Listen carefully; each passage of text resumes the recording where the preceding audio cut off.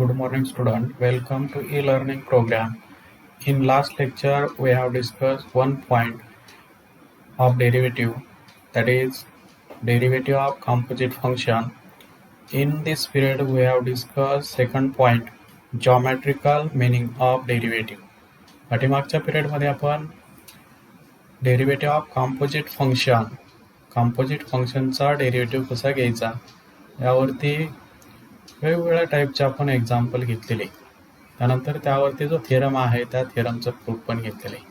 तर आता आपण पुढचं जे सेकंड पॉईंट आहे जॉमेट्रिकल मिनिंग ऑफ डेरिव्हेटिव्ह. तर जॉमेट्रिकल मिनिंग काय आहे डेरिव्हेटिव्हचं तर पाहूया.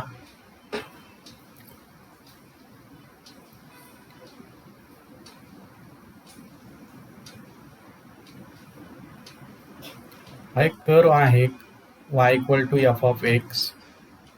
तर consider the point on the curve f of x at x equal to a. The coordinates of point PB. तर x equal to a ला p पॉइंटचे जे कोऑर्डिनेट आहेत ते p पॉइंटचे कोऑर्डिनेट असणार आहेत p of a आणि f of a. तसंच Q be another point on the curve. तर एक क्यू पॉइंट जो आहे तो एक अनदर पॉइंट आहे. तो कुठे आहे?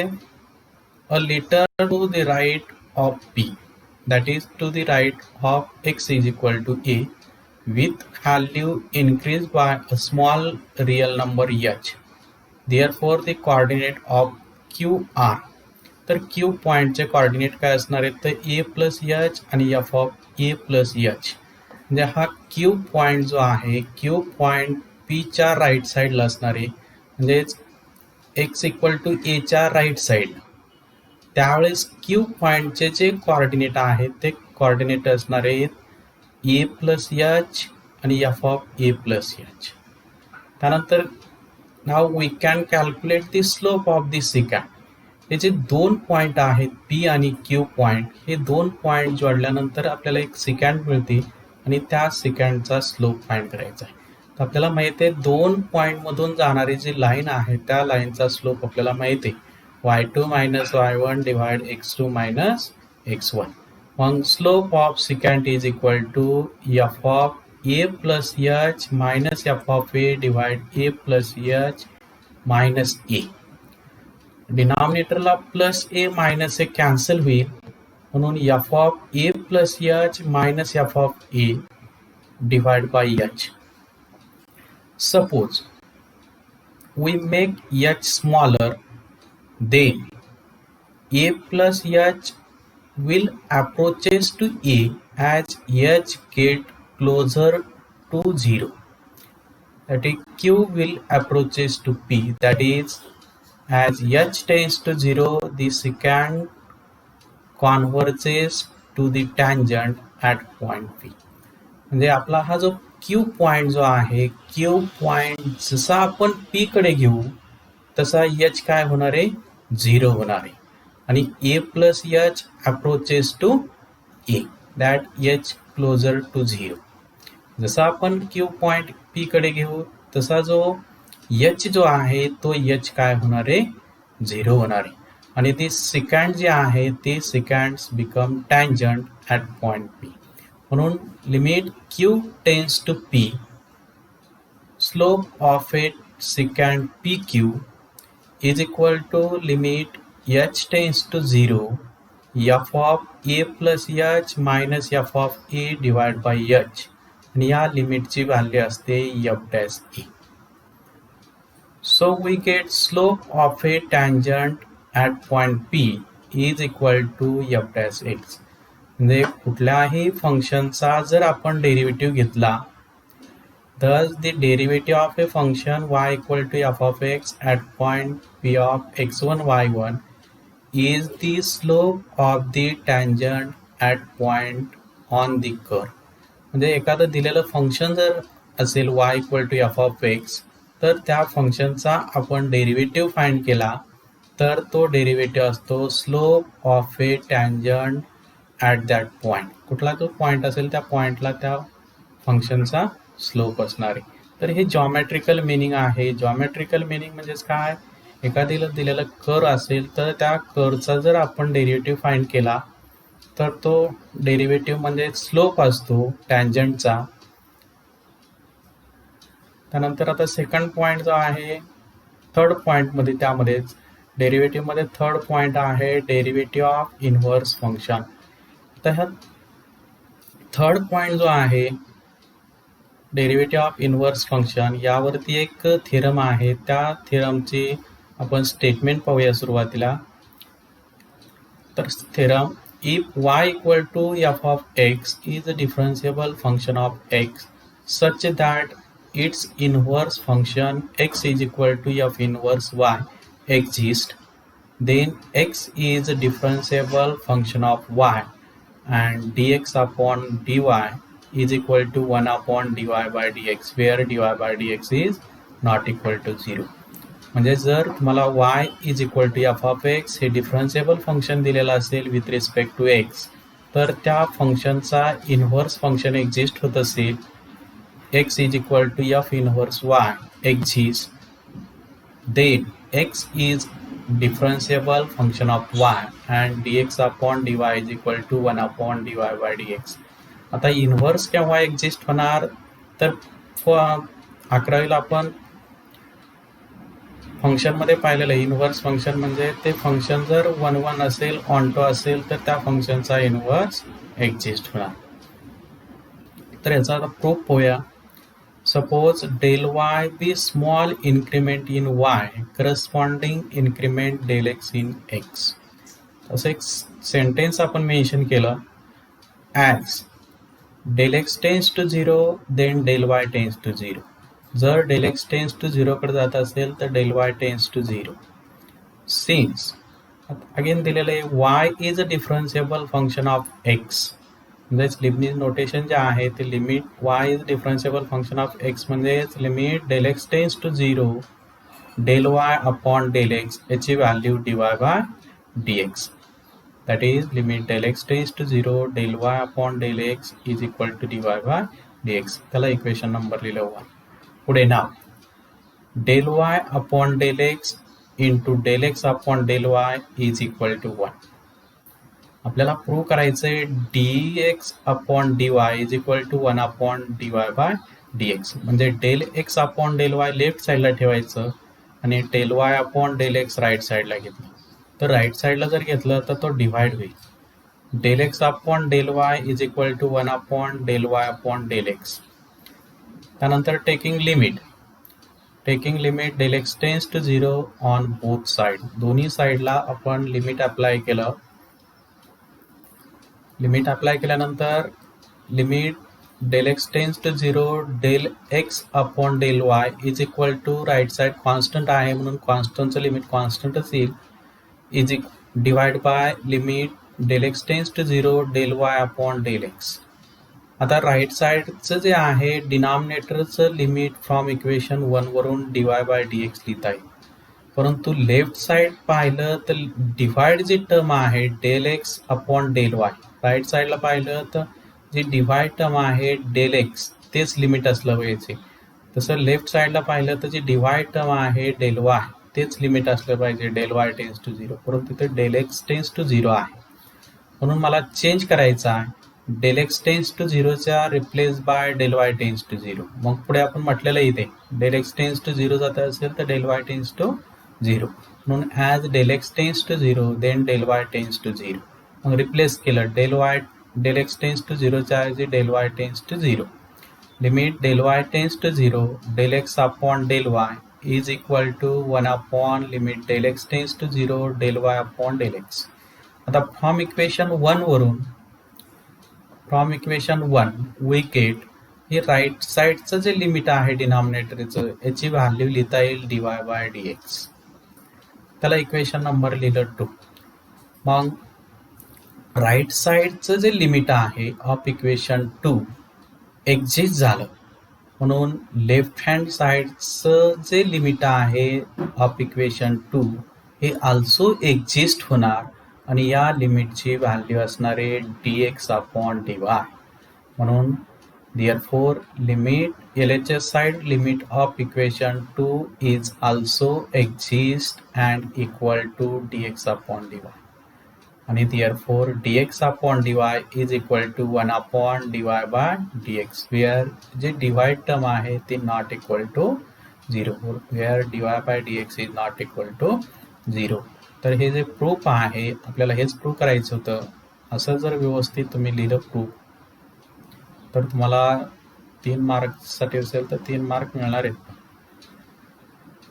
तर प्रूफ व्यवस्थित अगोदर समजून घ्या, त्यानंतर त्याची प्रॅक्टिस करा.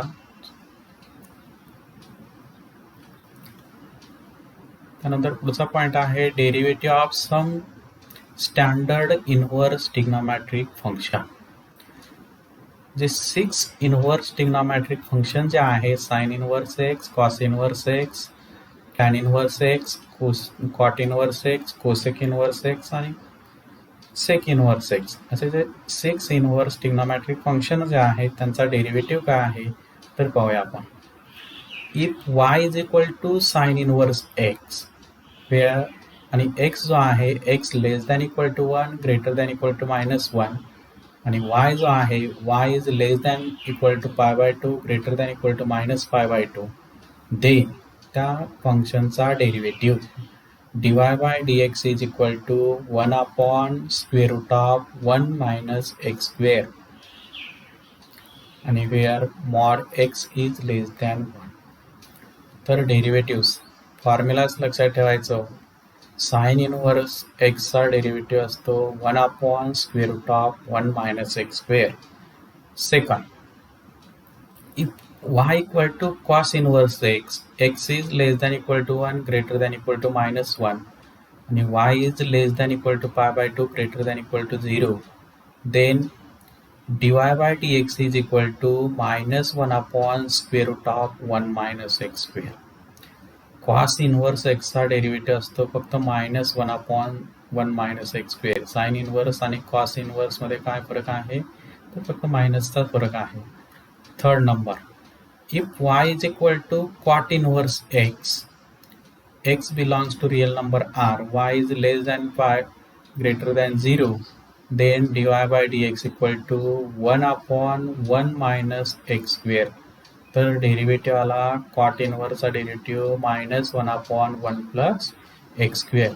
त्यानंतर fourth number, y equal to tan inverse x, x belongs to r आणि y is less than π/2 greater than -π/2, then dy by dx is equal to 1 upon 1 plus x square. cot inverse x आणि tan inverse x या दोन्हीमध्ये फक्त मायनसचा फरक आहे, लक्षात ठेवा. तसंच y is equal to sec inverse x such that mod of x is greater than equal to 1 and y is less than equal to pi greater than equal to 0, y is not equal to π/2, then dy by dx is equal to sec inverse x चा derivative 1 upon x into square root of x square minus 1 if, परंतु x greater than 1 असताना. if x less than -1 असताना dy by dx is equal to -1 upon x into square root of x square minus 1, sec inverse x चा derivative. तसंच 6 number, y equal to cosec inverse x such that mod of x is greater than equal to 1 and y is less than equal to π/2 greater than equal to 0, y is not equal to 0, then its derivative dy by dx is equal to, if x is greater than 1 त्यावेळेस function आहे त्याचा derivative आहे -1 upon x into square root of x square minus 1 आणि if x is less than -1 असताना त्याचा derivative आहे dy bye dx equal to 1 upon x into square root of x square minus 1. Sec inverse आणि cosec inverse यामध्ये पण मायनसचाच फरक आहे, तर तो लक्षात ठेवा. तर हे 6 इनव्हर्स ट्रिग्नोमेट्रिक फंक्शन जे आहेत या 6 इनव्हर्स ट्रिग्नोमेट्रिक फंक्शनचे डेरिव्हेटिव्ह काय आहेत तर हे डेरिव्हेटिव्ह व्यवस्थित पाठ करा. फॉर्म्युलेच आहेत आणि परीक्षेला जर विचारले एखाद्या वेळेस विचारू शकतात 1 मार्कसाठी. तर याचं जे प्रूफ आहे प्रत्येक याचं प्रूफ मला वाटतं पुस्तकमध्ये दिलेलं आहे, तर ते व्यवस्थित पहा. त्यानंतर some important formulas for inverse trigonometric function. तर हे जे फॉर्म्युले आहेत आपल्याला यावरती जे प्रॉब्लेम्स आहेत ते प्रॉब्लेम सॉल्व करताना हे जे फॉर्म्युले आहेत हे फॉर्म्युले आपल्याला यूज करायचे. तसंच फर्स्ट पेपरमध्ये ट्रिग्नोमेट्रिक फंक्शन जो चॅप्टर आहे त्यामध्ये पण इनव्हर्स ट्रिग्नोमेट्रिक फंक्शनमध्ये या प्रॉपर्टी किंवा फॉर्म्युलेज आहेत. तर पाहूया आपण. पहिला फॉर्म्युला आहे साइन इनव्हर्स साइन थिटा असेल तर it's value is equal to theta. Sine inverse sine theta असेल तर थिटा किंवा sine of sine inverse x असेल तर त्याची व्हॅल्यू एक्सच. Second number cos inverse cos theta is equal to theta किंवा cos of cos inverse x is equal to x. Third number tan inverse tan theta is equal to theta आणि tan of tan inverse x is equal to x. तसंच fourth number cot inverse cot theta is equal to theta आणि किंवा cot theta into cot inverse x equal to x. तसंच sec inverse sec theta is equal to sec किंवा sec of sec inverse x is equal to x. Six number cosec inverse cosec theta is equal to theta किंवा cosec of cosec inverse x equal to x. म्हणजे दोन्ही एक sign inverse असेल आणि second sign असेल तर त्याचा angle जो असेल तो येईल सिम्प्लिफिकेशन. तसंच 7 नंबर साइन इनव्हर्स कॉस असेल sine inverse cos theta is equal to sine inverse cos थिटाला साइन थिटामध्ये लिहिलं साइन π/2 मायनस थिटा आणि साइन इनव्हर्स साइन पहिला फॉर्म्युला अप्लाय केला तर त्याचा एक π/2 मायनस थिटा. म्हणजे साइन इनव्हर्स कॉस थिटा असेल तर त्याची व्हॅल्यू लिहायची π/2 मायनस थिटा किंवा कॉस इनव्हर्स साइन थिटा असेल तरी त्याची value π/2 minus theta. Tan inverse cot theta असेल तर it's value π/2 minus theta. Cot inverse tan theta असेल तर त्याची व्हॅल्यू π/2 मायनस थिटा. असेल तर इट्स व्हॅल्यू π/2 मायनस थिटा आणि कोसेक इनव्हर्स सेक थिटा असेल तर इट्स व्हॅल्यू π/2 मायनस थिटा. त्यानंतर 13 फॉर्म्युला साइन इनव्हर्स एक्सला कोसेक इनव्हर्स एक्स मध्ये कसं लिहायचं तर 1/x. हा अँगल 1/x लिहायचा. 14 नंबर कोसेक इनव्हर्स एक्सला साइन इनव्हर्स मध्ये जर घ्यायचं असेल तर 1/x लिहायचं. म्हणजे साइन इनव्हर्स आणि कोसेक इनव्हर्स मध्ये रिलेशन आहे. तसंच 15 नंबर कॉस इनव्हर्स आणि सेक इनव्हर्स मध्ये आहे. Cos inverse x is equal to sec inverse of 1/x. तसंच 16 नंबर आहे sec inverse x is equal to cos inverse 1/x. म्हणजे मला सेक इनव्हर्सचं कन्व्हर्शन जर कॉसमध्ये घ्यायचं असेल तर त्याला रेसिप्रोकलमध्ये घ्यायचं 1/x मध्ये किंवा कॉस इनव्हर्सला सेकमध्ये घ्यायचं असेल तर त्याचा रेसिप्रोकल घ्यायचा. 17 number tan inverse x is equal to cot inverse 1/x किंवा cot inverse x is equal to tan inverse 1/x. 19 number sine inverse x plus cos inverse x याची व्हॅल्यू असते π/2.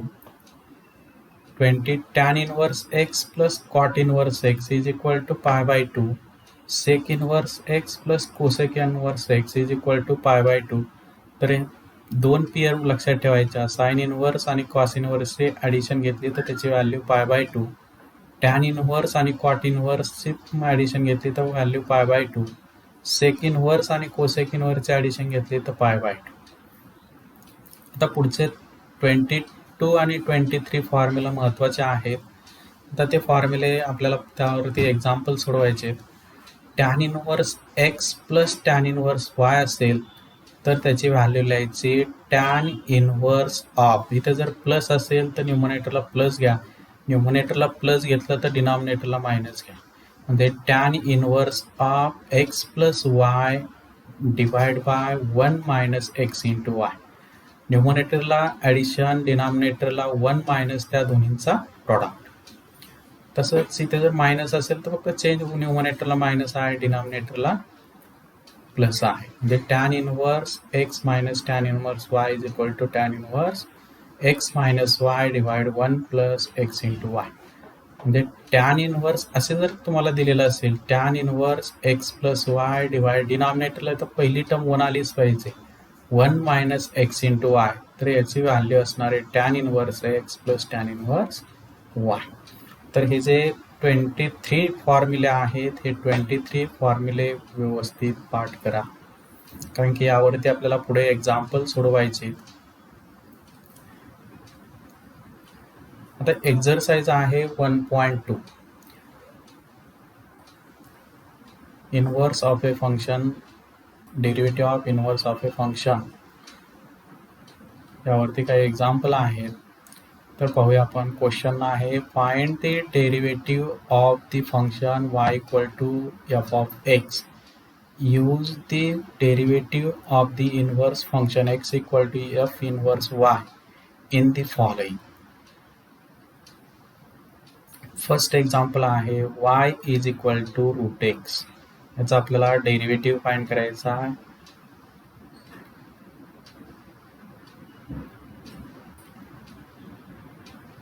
dy by let y equal to root of x दिलेलं function आहे. Differentiate with respect to x केलं तर dy bye dx is equal to root एक्सचा डेरिव्हेटिव्हला 1/2 root x. आता by definition of inverse function apply केलं तर dx upon dy is equal to 1/dy by dx. मग dy बाय dx ची value आपण इथे फाइंड केलेली तिथे ठेवली. dx upon dy is equal to 1/1/2 root x. ही डिवाइड टर्म मल्टिप्लिकेशन मध्ये 2 इंटू रूट एक्स म्हणजे dx अपॉन dy ची व्हॅल्यू 2 रूट एक्स येईल. तसंच second example y is equal to x into log x. आपल्याला dx अपॉन dy फाइंड करायचे. मग difference दिलेलं फंक्शन दिलं differentiate with respect to x दोन्ही साईडला डेरिव्हेटिव्ह अप्लाय केला. dy bye dx is equal to d by dx of x into log x. आता इथे प्रॉडक्ट रूल आहे. प्रॉडक्ट रूल अप्लाय करायचा. First as it is derivative of second log एक्सचा derivative 1/x plus log x as it is derivative of x 1. म्हणून हा first टर्ममध्ये x denominator x cancel होईल म्हणून फर्स्ट टर्म येईल 1 plus log x आला dy bye dx. मग derivative by derivative of inverse फंक्शनची डेफिनेशन अप्लाय केली तर dx upon dy is equal to 1/dy by dx. Therefore dx upon dy is equal to 1/1 plus log x. dy bye dx ची value 1 plus log x आला dx upon dy. पुढचा question आहे. आता असं question दिलेला आहे differentiate the following function with respect to x. म्हणजे y दिलेला आहे त्याचा derivative with respect to x find करायचं dy बाय dx. पहिले एक्झाम्पल पाहू आपण. y is equal to tan inverse of log x.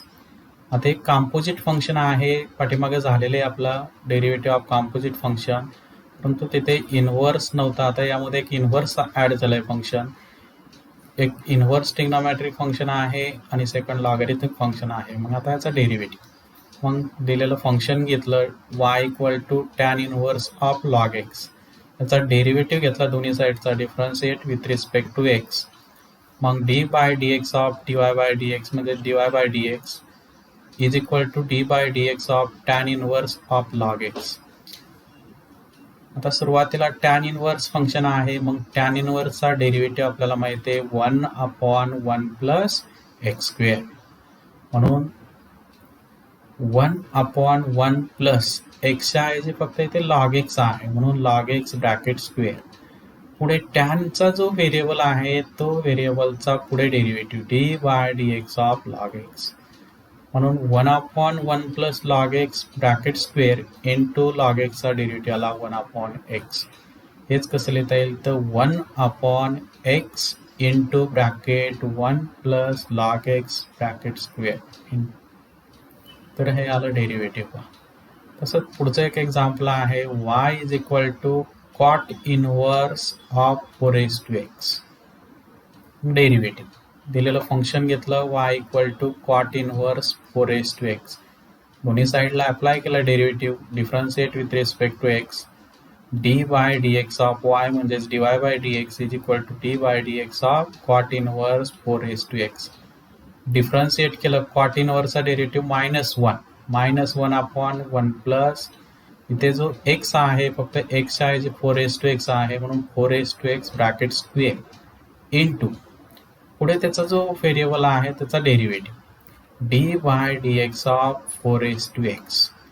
4x चा derivative x into log a मग डेरिव्हेटिव्ह -1 अपॉन 4x चा स्क्वेअर येईल 16x into 4x into log 4.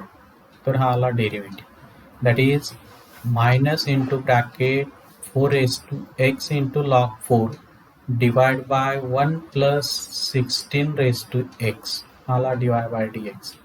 तसंच पुढचं एक्झाम्पल आहे third, y is equal to sine inverse of x raise to 3/2 derivative. मग दिलेलं function घेतलं सुरुवातीला, त्याचा डेरिव्हेटिव्ह घेतला differentiate with respect to x. मग dy dx of y that is dy bye dx is equal to dy dx of sign inverse of x raise to 3/2. आता sine इनवर्सचा derivative आपल्याला माहिती आहे 1 upon square root of 1 minus x square. फक्त एक्सच्या ऐवजी इथे एक्स रेज टू 3/2 आहे. मग derivative 1 upon square root of 1 minus x raise to 3/2 चा स्क्वेअर इंटू पुढे एक्स रेज टू 3/2 चा derivative into dy dx of x raise to 3/2 is equal to 1 upon square root of 1 minus इथे square घेतला तर numerator two denominator two cancel होईल, x cube येईल into x raise to 3/2 चा derivative ती power multiply होणार, त्या पॉवरमधून 1 subtract होणार म्हणून 3/2 into x raise to 3/2 minus 1 that is 1/2. म्हणजेच dy bye dx is equal to 3/2 into x raise to 1/2 divide by square root of 1 minus x cube. तर हा आला डेरिव्हेटिव्ह. असंच फोर्थ नंबर क्वेश्चन आहे, differentiate the following function with respect to x. आता इथे कॉम्पोजिटच function आहे, परंतु आपण जे प्रॉपर्टी पाहिलेल्या आहेत त्या प्रॉपर्टीवर हे एक्झाम्पल आहे. आता कॉट इनवर्स कॉट असेल तर त्याची व्हॅल्यू डायरेक्ट थीटा असते, म्हणून दिलेलं फंक्शन आहे ते फंक्शन लिहिलं, मग प्रॉपर्टी अप्लाय केलं, cot inverse cot x equal to x म्हणून cot inverse cot of e raise to x square is equal to e raise to x square. हे झालं सिम्प्लिफाय फॉर्म. मग पुढे मी कुठली प्रॉपर्टी अप्लाय केली ती प्रॉपर्टी लिहिली, since cot inverse cot x is equal to x. हे झालं सिम्प्लिफाय फॉर्म. मग आता याचा डेरिव्हेटिव्ह घ्यायचा आहे differentiate with respect to x. मग लेफ्ट साईडचा डेरिव्हेटिव्ह आला y dy bye dx is equal to dy bye dx of e raise to x square.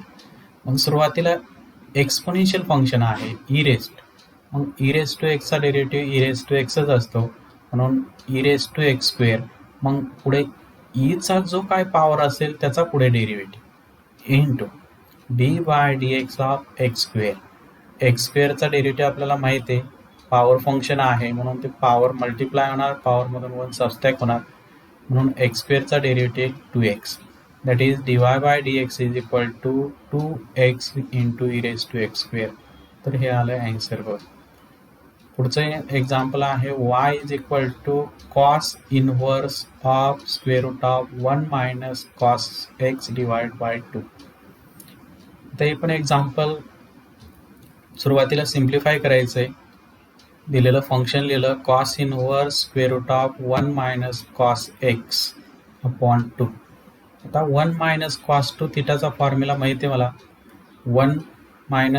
1 plus cos two theta is equal to 2 cos square theta. 1 plus cos x is equal to 2 cos square x by 2 divide by 2. 2 cancel झालं म्हणजे square रूटमध्ये राहणारे cos square x by 2 हा square आणि square root cancel होईल, cos inverse cos x by 2 येईल. आणि property जर apply केली आपण cos inverse cos x by two is equal to x by two, म्हणून y is equal to x by two. मग डिफरन्शिएट घेतलं, differentiate with respect to x. मग d y d x of y म्हणजे d y by d x is equal to d by d x of x by to. एक्सचा derivative 1, म्हणून answer is 1/2.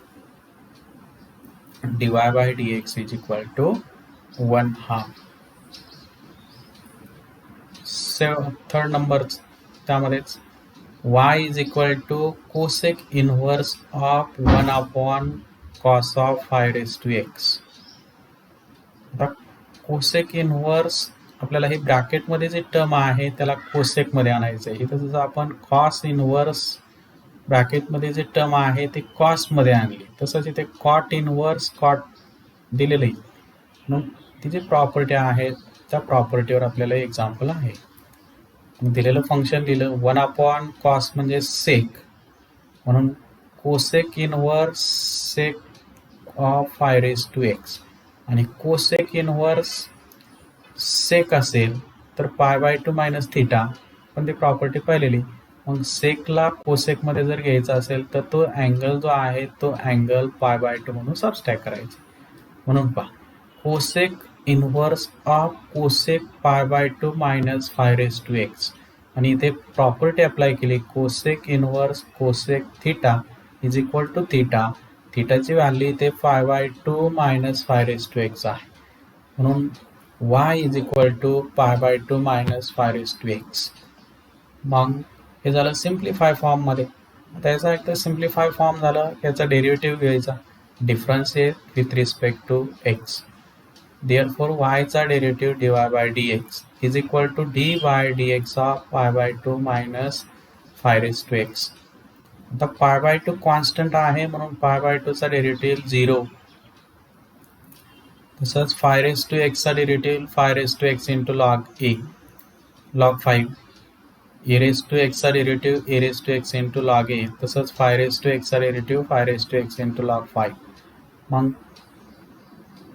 5 raise to minus 5 raise to x into log 5 हे आलं answer बघा d y by d x is equal to.